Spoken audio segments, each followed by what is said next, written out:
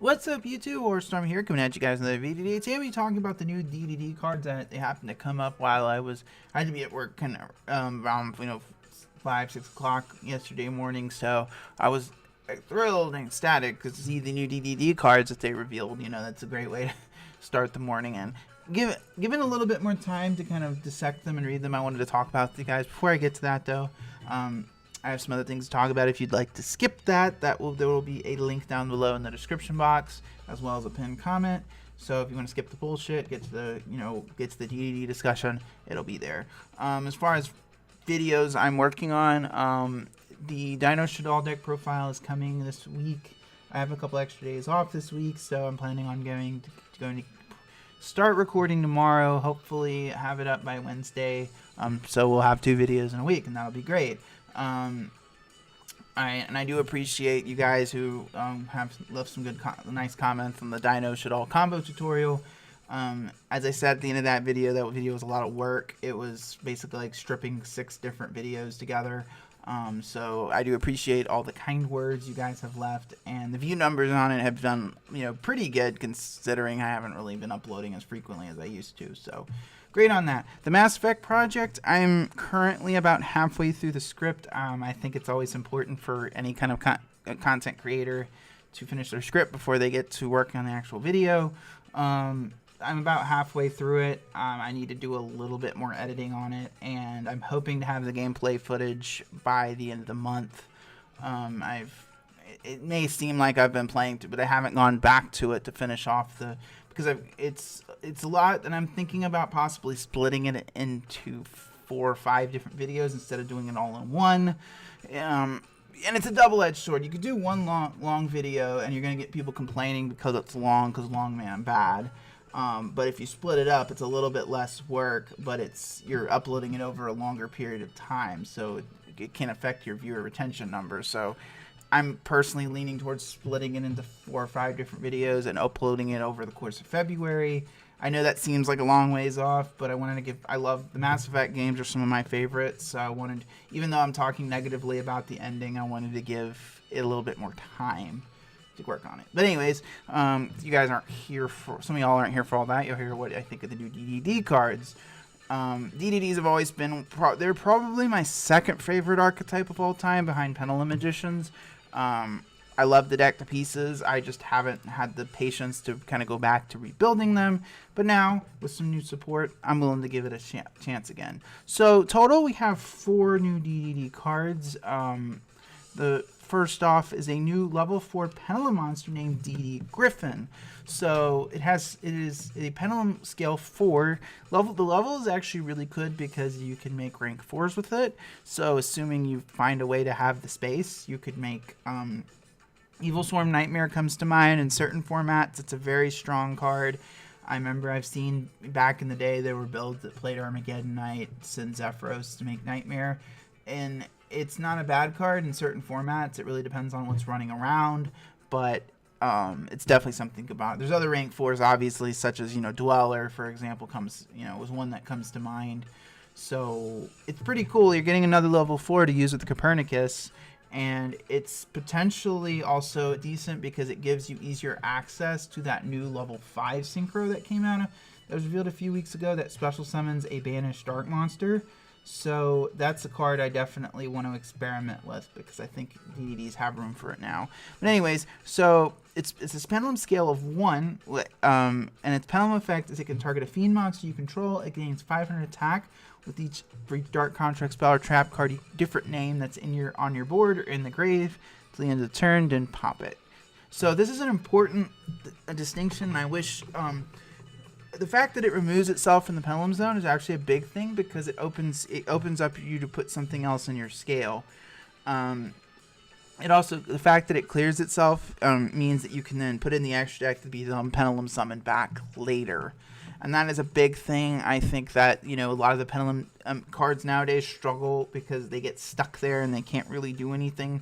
you know, if you get stuck there, you're kind of screwed at that point. So the fact that it can remove itself is pretty good. And it also works with the Pendulum Summon effect that we'll be getting to in a moment.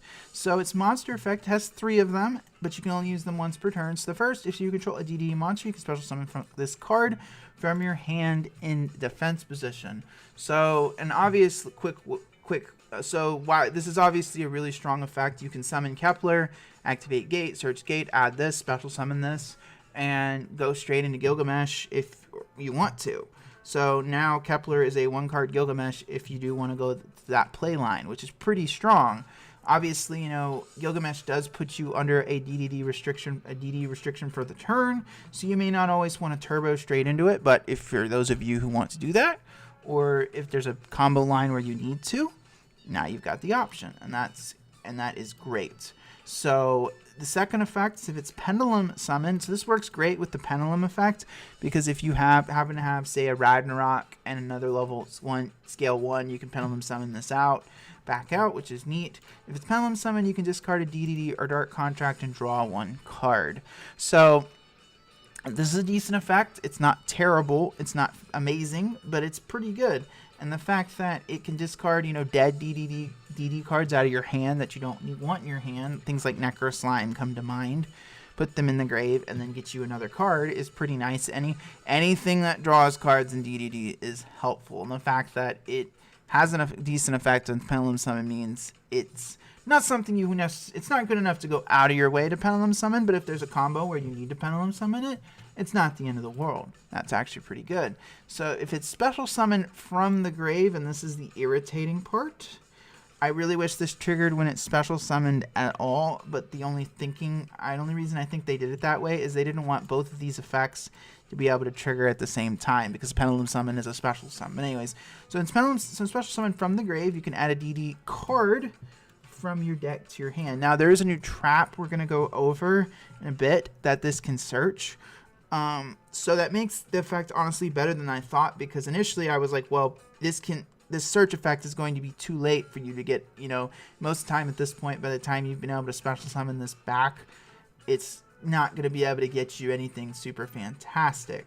But because it says card, that means you can search the trap cards. Now, that's always kind of been a problem, is anything that's not a Dark Contract card just isn't worth playing, because you know, it's not searchable. Now the new trap is probably the only one I would search, but we can look at some of the other ones.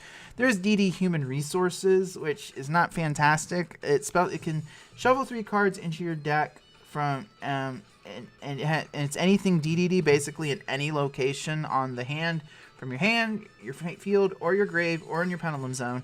Shuffle them up back and then add 2D. Now in theory this effect sounds really good. Being able to shuffle 3 back and add any 2 DD monsters seems good in paper, but in practice this effect is going to typically be activated during your opponent's end phase, or you could possibly, I guess, use it dodge removal, but like, I don't think it's really, it sounds better than, if it were on a spell it would be amazing, I think, but it's on a trap. So contract change is not that good. It lets you, when it's only can trigger on attack declaration, which DDD, if your opponent is attacking into your board, you shouldn't really be a huge issue, because all the DDD monsters are really big. Reroll is garbage. Like, you don't, it sucks with, it doesn't have a good interaction with the new Exceed, which requires you to pop Dark Contracts. Grave effect is not that great either. Recruits requires your opponent to have more monsters than you do. If you're in that kind of situation with DDD, you need to play a different deck, because that's what you're already in a losing position to begin with. So again, I think it's interesting that it can search any DD card, but there's only really one card we're searching for, and that's the new trap, which we'll get to later. This is a pretty good card. I think it's a 3 of, easy 3 of. And it enables a lot of really cool new plays for the deck that the deck didn't have before. So, Ayo Griffin, I wish that search effect could trigger whenever it's special summon, and you maybe just get rid of this random pendulum effect. But I get it; it works with these 2 effects are meant to work together. So I get why it's there, but I still don't like it. I don't have to like it. So next one is a new rank 10 exceeds pendulum monster, DDD Amnesty King do Machina, I don't know. But anyways, Machina. But anyways, so it's a pendulum scale of 10. So that's great because a lot of DDD, the good DDD stuff that you're going to be putting in the pendulum zone is either like Ragnarok, which is a 5 scale. So if it is in the pendulum zone, but that's not really an issue when you read the next part of the effect, which is that if you have another card in your pendulum zone, you can target one pendulum monster you control, or in your graveyard special summon the card in your other pendulum zone, and if you do, place that target in your pendulum zone. This is a neat effect. This is a pretty cool effect. It's honestly just Meteor Burst, but better because you can trade a pendulum monster that's in your grave or on the board for whatever's in your other pendulum zone, and then obviously, you can summon, for example, what you would do with Meteor Burst is you would summon Ragnarok from the pendulum zone, and then it triggers to bring something else back. So this would be better if it was an easier way to move, because the only way it can move itself to the pendulum zone is during your standby phase. The unfortunate reality is that it's not going to hit the pendulum zone until turn 3, and if you hit turn 3 with DDD, your opponent's probably dead at that point. So, and that's unfortunate. But the effect is pretty strong, and it can target any pendulum monster. So I've seen some gimmicky ideas people have had to put. You could technically dump Zark or any, into the graveyard with like Nadir Servant, and then use this effect to grab it back and put it in the pendulum zone. But I'm not about that life. Seems a little gimmicky for my taste. But anyways, it's a neat effect, and I think that it's interesting. I just don't know if it's, I wish it had an easier way to put itself in the pendulum zone is my point. So it requires 2 level 10 fiends. Now it seems like a lot, but you can exceed summon this card using a DDD monster you control as material. So this means it's a lot like Dingirsu in that regard, in that you can stack it on top of any DDD monster. So that means Ragnarok, for example. Typically, that's the only one you're really playing. That's a main deck monster. But as long as you can get to an extra deck DDD monster, you can slap this on top. The fact that Griffin exists also means you can make Small Caesar the rank 4 one, and then stack this on top of it, which is great. So you can only control one in the monster zone. So if it's in the pendulum zone, you can still summon another one, but you can only have one in the monster zone. So its second effect is once per chain. Its monster effect is that it can detach 2 materials from it, or when your opponent activates a monster card effect on the field, or destroy dark contract control. It doesn't negate the effect, but it just takes that monster and attaches itself. So this is fantastic when you're playing, you're typically going to be activating that effect in response to your opponent having a negation on the board. Let's say they have a Dragoon out, and you summon this, and so you're going to need something else to activate, and then you can activate this in response to that Dragoon to take it, which is pretty cool. It does require a little bit of, I do think there are ways to play around it by your opponent having, basic reading comprehension, but it's a 3000 body, which is also, in fact, it's so easy to summon. And the fact that it's that high means you just have to attack into anything, and then you can stack Zeus on top of it. Potentially, if you're making it with Little Caesar, the rank 4, that would be a total of 4 materials underneath your Zeus. So you could Zeus your opponent twice. So you could activate Zeus once and then have a Zeus on the board again to activate when your opponent tries to play into your board. So it's a pretty neat card, and I think it makes Zeus an absolute staple in DDD under any circumstance. You're going to want to have a Zeus in your extra deck now. And then once per turn during your standby phase, you can place this card in your pendulum zone. That is a bit slow for my taste, as I said earlier, but overall, this is a really, really strong card. It doesn't totally fix the problem, but if you are under Gilgamesh's restriction, you have something that can interact with monsters now, which has always kind of been an issue DDDs have had. So it's helpful. I don't know how many you're playing because of how tight the DDD extra deck space is, but it's at least a 1 of, if not 2 of. And the other nice thing to mention is that if it does hit the graveyard after being detached from Zeus, you can still summon it back using any of your other DDD effects that special summon things back from grave, it has no restrictions on coming back out of the graveyard. So you could potentially detach it off of Zeus and then bring it back with something else. And its effect would, even if it doesn't have materials, it can still activate its effect by just popping a Dark Contract you control. So that's pretty neat. I think it's a pretty good card. Next, we're moving on to the field spells. So it has 2 effects. Field spell is interesting, but the more important thing is it's a Dark Contract card. So it's searchable via Kepler. So that means that you don't necessarily have to play more than one to get the benefits off of it. So the first effects, your opponent special summons a monsters of the same type, Fusion, Synchro, Exceeds, or Link. As a DDD monster you control, you can inflict 1,000 damage to them, else they cannot special summon monsters of the same type as that summon monster for the rest of the turn while this card is face up on the field.